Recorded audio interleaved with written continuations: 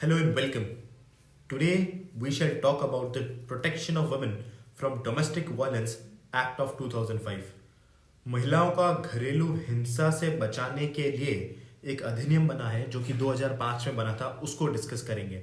हम हिंदी और इंग्लिश दोनों में मैं आपको ये बात बताऊंगा कि इस एक्ट में है क्या।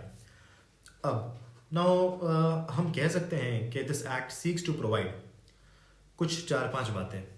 तो पहली चीज तो ये कि it covers those women who are और have been in a relationship with abuser कौन? जो हस्बैंड जो अब्यूज करता है फीमेल को, वेयर बोथ द पार्टीज यानी husband and wife have lived together in a shared household, जहां husband और वाइफ साथ में एक शेयर्ड हाउस होल्ड में रहते हैं और उनका रिलेशनशिप कैसा हो? मैरिज जैसा हो या in the nature of marriage हो। अब नेचर ऑफ मैरिज क्या है? जैसे लिव इन भी हो सकता है। अब यहाँ पे कुछ और बातें इसमें ऐड करनी पड़ती है कि रिलेशनशिप अगर उस लड़की का जो पत्नी है उसका जो अब्यूज़ हो रहा है वो हस्बैंड के साइड के किसी भी रिलेटिव से हो रहा है तो उसको भी माना जाएगा कि वो भी डोमेस्टिक वायलेंस कर रहा है पत्नी के प्रति। It does not enable any female relative of the husband, यानी कि it does not enable any female relative of the husband, यानी जो हस्बैंड है, पति है, उसके अगर कोई फीमेल रिलेटिव है, फीमेल यानी महिला रिलेटिव है, यानी कि मेल पार्टनर का कोई महिला रिलेटिव है, तो वो वाइफ के अगेंस्ट, फीमेल पार्टनर के अगेंस्ट कंप्लेंट फाइल नहीं कर सकते डोमेस्टिक वायलेंस के। ये लास्ट वाली बात इंपॉर्टेंट है। अगर मैं हिंदी में बात करूं, शुद्ध हिंदी में, तो मैं बोलूंगा कि इसमें उन महिलाओं को शामिल किया गया है जो दुर्व्यवहार करने वाले के साथ रिश्ते में या तो रह रही थी या साथ में अभी जीवन व्यतीत कर रही है, जहां दोनों पक्ष एक साझा घर में एक साथ रहते हैं और सहमति से विवाह करने के पश्चात या in the nature of marriage उस प्रकृति से, उस संबंध से रह रहे हैं। ये बात इसमें समझने वाली है। दूसरी बात अगर मैं बोलूं तो it defines the expression domestic violence. इस एक्ट में डोमेस्टिक वायलेंस का क्या मतलब है ये परिभाषित किया गया है, जिसमें कुछ चीजें इंक्लूड करी गई है, जैसे एक्चुअली अब्यूज करना या थ्रेट, धमकी देना, या इस तरीके का कोई physical abuse, sexual abuse, verbal बोल के किया जाना, इमोशनल अब्यूज या इकोनॉमिक अब्यूज भी इसमें शामिल है। काफ़ी तरीके के जो अब्यूजेस हैं वो इसके अंतर्गत आते हैं। और harassment by way of unlawful dowry demands to the women और her relatives would also be covered in the definition. तो इसका मतलब हुआ कि ये घरेलू हिंसा की अभिव्यक्ति को परिभाषित करता है, यानी it defines the domestic violence.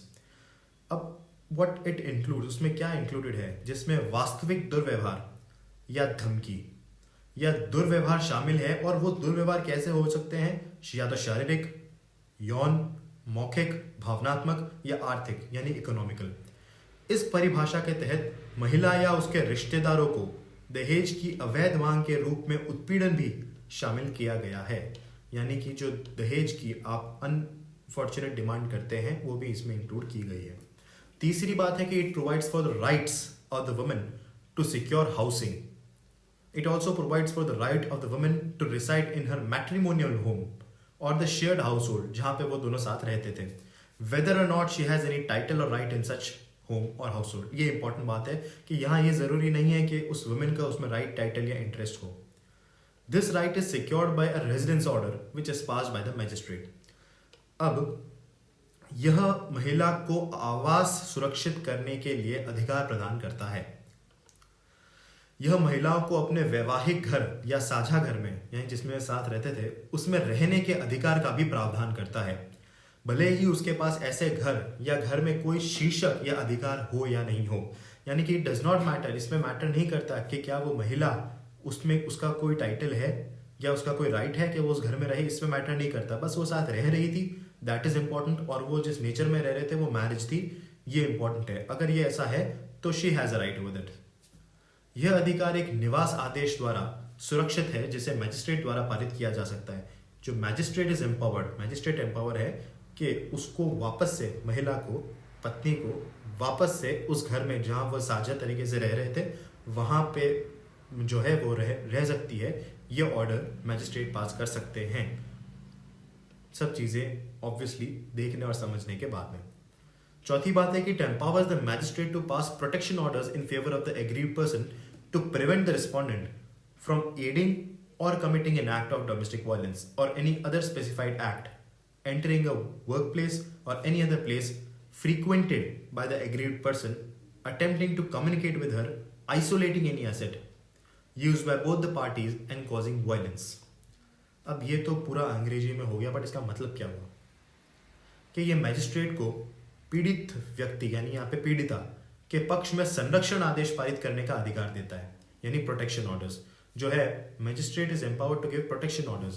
Protection देना के लिए मैजिस्ट्रेट जो है उनको प्रोटेक्शन ऑर्डर्स पास कर सकता है, जिससे कि जो महिला है उसको प्रोटेक्ट किया जा सके डोमेस्टिक वायलेंस से, ताकि प्रतिवादी को घरेलू हिंसा या किसी अन्य निर्दिष्ट कार्य को कार्यस्थल में प्रवेश करने या पीड़ित व्यक्ति द्वारा संवाद करने का प्रयास करने वाले किसी अन्य स्थान में प्रवेश करने से रोका जा सके।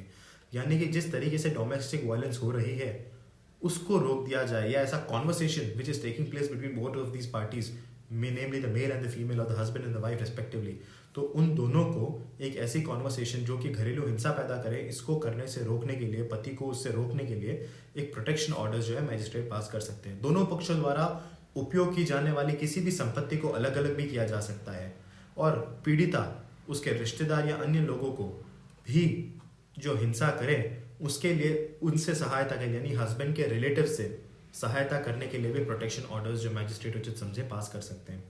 It provides for the appointment of protection officers and registration of the non-governmental organizations as service providers for providing assistance to the aggrieved person with respect to her medical examination or obtaining legal aid, safe shelter, etc. यानी कि ये पीड़िता को उसकी चिकित्सा जांच, कानूनी सहायता प्राप्त करने, सुरक्षित आश्रय देने आदि के संबंध में सहायता प्रदान करने के लिए सेवा प्रदाताओं के रूप में सुरक्षा अधिकारियों की नियुक्ति और गैर सरकारी संगठन के पंजीकरण का प्रावधान करता है।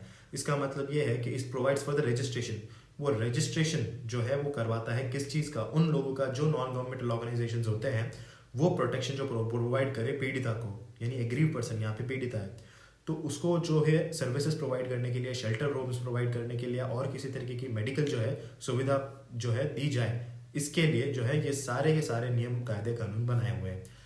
तो एक मोटे तौर पे इन सब चीज़ों का मतलब ये है, इसमें कुछ 5 तरीके की ये बातें थी जो ये एक्ट का ऑब्जेक्ट है, मोटिव है, जिसके थ्रू ये सारे जो स्टेप्स लागू करके जो डोमेस्टिक वायलेंस से जो पीड़िता है, जो पीड़ित है, जो कि महिला, उसको प्रोटेक्शन ऑर्डर्स के थ्रू और मैजिस्ट्रेट के ऑर्डर्स के थ्रू जो है प्रोटेक्ट किया जा सके। तो I hope you like the video, और अगर आपको पसंद आया हो तो please like, share and subscribe as usual. Stay healthy.